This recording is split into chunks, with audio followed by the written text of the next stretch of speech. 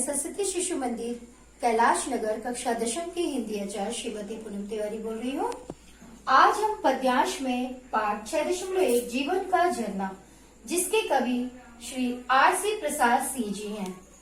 जीवन के झरने से आपको समझ आ रहा होगा कि झरना आप लोगों ने देखा होगा कि निरंतर बहता रहता है। झरना कभी रुकता नहीं है। कभी कितनी भी परेशानी अगर उसके रास्ते में आ जाए या रुकावट आ जाए, फिर भी वो बहता रहता है, कहीं से भी अपना रास्ता बना लेता है, लेकिन वो रुकता नहीं है, वो निरंतर बहता ही रहता है।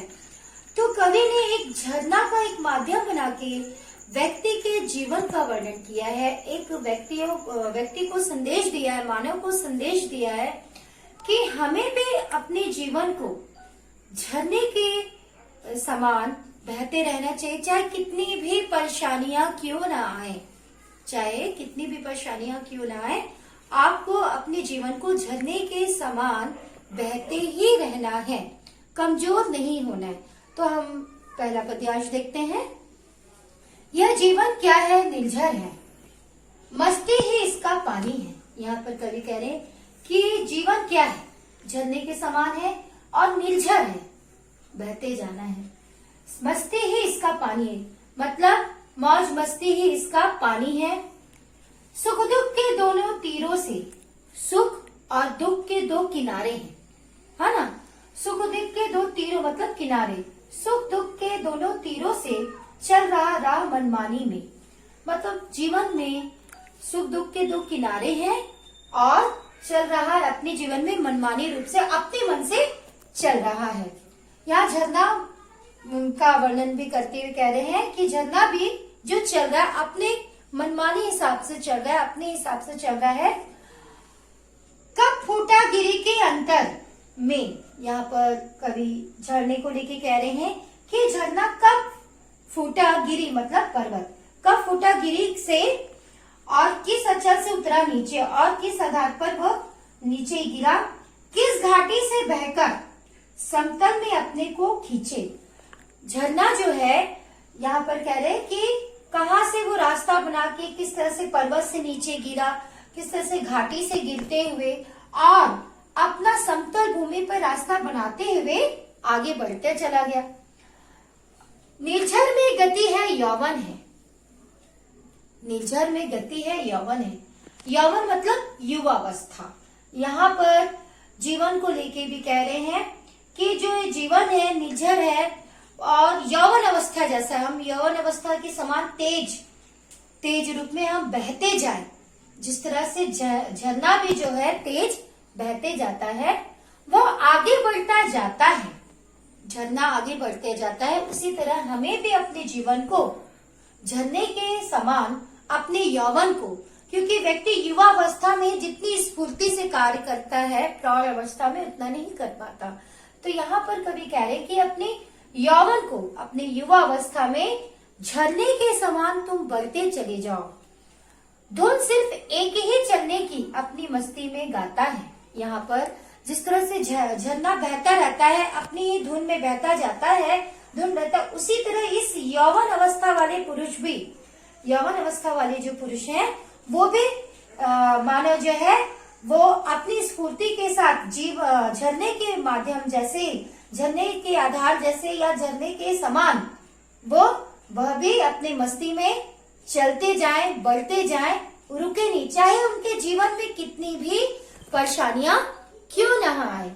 यहाँ पर जिस तरह से झरना जब बहता निर्बाध रूप से, मतलब बिना किसी बाधाओं के वो जब बहते जाता है, तो उसी तरह से आप भी इस जीवन को झरने के समान बहते चले जाओ, क्योंकि ये जीवन रुकने का नाम नहीं। अपनी ये जो युवा अवस्था है, इसको अपने जीवन को गतिशील रखना है, शिथिल नहीं करना है, अपने जीवन में एक तेजस्व लाना है, एक तेजी लाना है।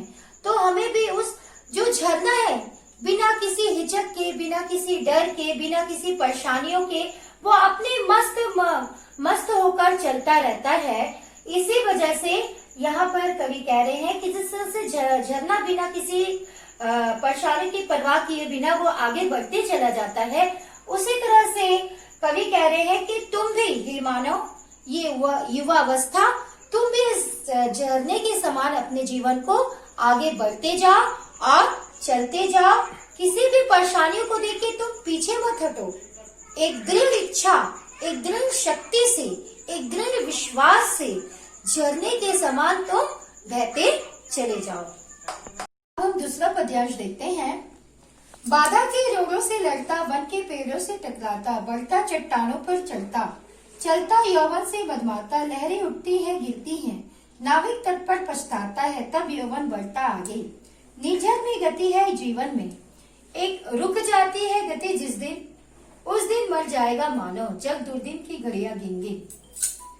यहाँ पर भी कवि झरने के माध्यम से जीवन रूपी का वर्णन कर रहे हैं कि बाधा के रोगों से लड़ता, ये झरना जो है कितनी भी बाधाएं आए उससे लड़ते हुए वन के पेड़ों से टकराता हुआ ये झरना बढ़ता चट्टानों से चढ़ता, चट्टानों को काटते हुए वो बढ़ता आगे चला जाता है।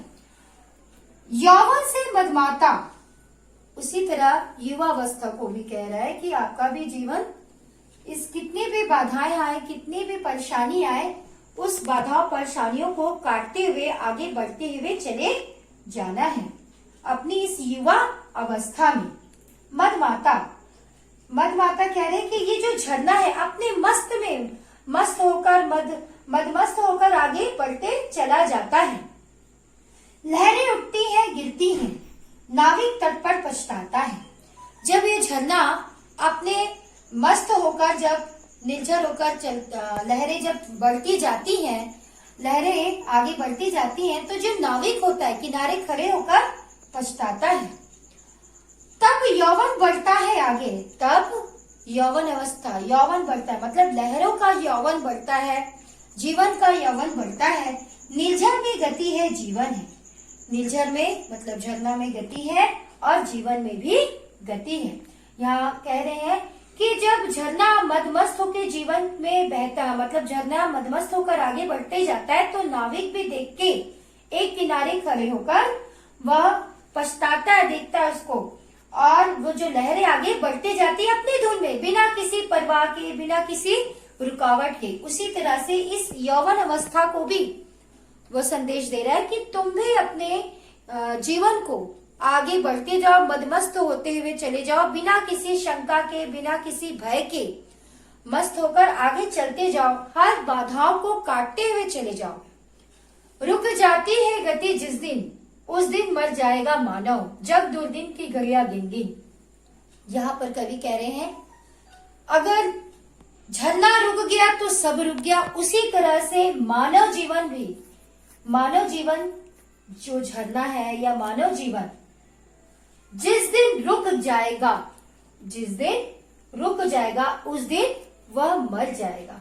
मानव का जो अस्तित्व है वो सब मिट जाएगा, ये जीवन झरना रूपी खत्म हो जाएगा। जिस दिन वह झरना रुक जाएगा बहना, सब समाप्त हो जाएगा। उसी तरह अगर मानव जिस दिन रुक जाएगा अपनी गति के निर्वाह में, जिस दिन वो रुक जाएगा उस दिन सब कुछ समाप्त हो जाएगा, सब कुछ खत्म हो जाएगा, सब चीज या सब कुछ रुक जाएगा। कवि कहना चाह रहे हैं इसीलिए यह जो जीवन का जो झरना है इसे रुकने मत दो, इसे आगे बढ़ने दो, बिना किसी शंका के, बिना किसी डर के, निर्भय होकर, निश्चित होकर, एक दृढ़ निश्चय लेकर तुम भी आगे मदमस्त होकर युवावस्था रूपी ये जीवन मानव झरना रूपी के माध्यम जैसे तुम बहते चले जाओ जीवन के प्रगति पथ पर। अब हम तीसरा पद्यांश देखते हैं। इसमें झरना एक सीख दे रहा है मानव को कि तुम निरंतर बढ़ते चले जाओ, पीछे मुड़ के मत देखो, आगे बढ़ना ही है। जो पीछे मुड़ गए, जो रुक गए, समझ लो उनके जीवन की गति रुक गई। यहाँ पर कह रहे निर्झर कहता है बड़े चलो, तुम पीछे मत देखो मुड़कर। यौवन कहता है बड़े चलो, सोचो मत क्या होगा चलकर। चलना है, केवल चलना है, जीवन चलता रहता है, मर जाना है रुक जाना है, निर्झर यह झरकर कहता है। यहाँ पर झरना कह रहा है कि निर्झर कहता है कि बढ़े चलो, बढ़ते चलो, तुम पीछे मुड़कर मत देखो। जिस तरह से झरना बढ़ते चले जाता, आगे बढ़ते चले जाता है, लेकिन कभी पीछे मुड़कर नहीं देखता है, उसी तरह से यौवन कहता है बढ़े चलो। यौवन युवावस्था, जो इस युवावस्था उस वक्त वो उनमें एक बोलना चाहिए कि एक तेज रहता है। युवावस्था में किसी कार्य को कर गुजरने का एक जोश रहता है। तो तुम भी इस युवावस्था में जितने भी है तुम काम कर डालो, आगे बढ़ो, अपने जोश के साथ, दृढ़ निश्चय के साथ, दृढ़ संकल्प के साथ तुम एक अपने जोश के साथ तुम बढ़ चलो। इस युवावस्था में एक जोश रहता है, उमंग रहता है, उत्साह रहता है, तेज रहता है।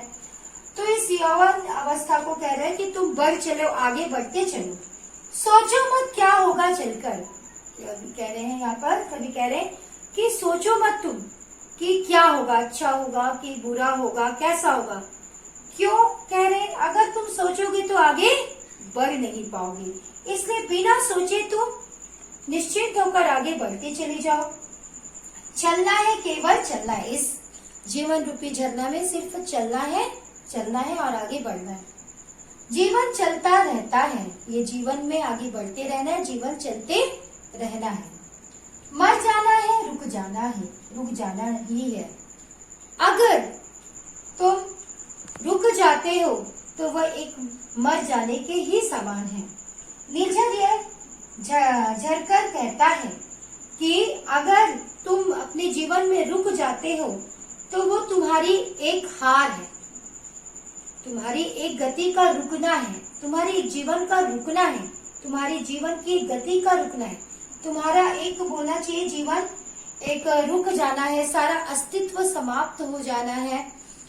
और यहाँ कह रहे कवि कि तुम रुको मत, आगे बढ़ते चले जाओ, पीछे मुड़ के मत देखो। पीछे मुड़ने मतलब तुम्हारी हार है, आगे बढ़ना है। तुम्हारे इस यौवन अवस्था को कह रहे कि ये यौवन अवस्था में एक तेज रहता है, उत्साह रहता है, उसमें कुछ कर गुजरने की एक सोच होती है, एक दृढ़ संकल्प होता है। जब इस यौवन अवस्था में एक कर गुजरने की एक सोच होती है तो वो आगे जाके सफलता पाता है, प्रगति करता है, आगे बढ़ता है। तो वही सोच यहाँ पर झरना के माध्यम से कवि कह रहे हैं कि तुम भी इस जीवन में बहते चले जाओ, करते चले जाओ, एक अपने उत्साह को, एक कुछ कर गुजरने की एक सोच रखते हुए तुम सफलता पाओ, आगे बढ़ो। जिस दिन तुम रुक जाओगे उस दिन तुम्हारी सफलता, तुम्हारा जीवन भी, तुम्हारा अस्तित्व भी रुक जाएगा। इसलिए तुम्हें आगे बढ़ते जाना है, पीछे मुड़कर नहीं देखना। पीछे मुड़ना कायरता की निशानी है।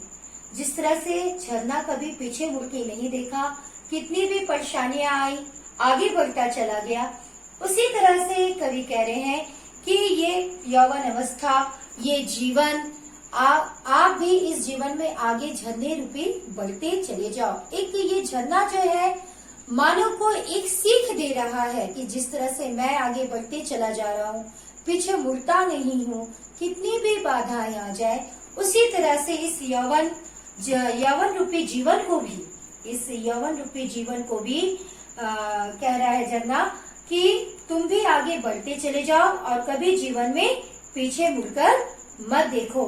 ये संसार प्रगतिशील है, ये संसार प्रगतिशील है, आगे बढ़ते ही जाना है, निराशावादी नहीं होना है, प्रगतिशील होना है, एक अपने आप में दृढ़ निश्चय होना है, एक विश्वास होना है, ना कि कायर होना है।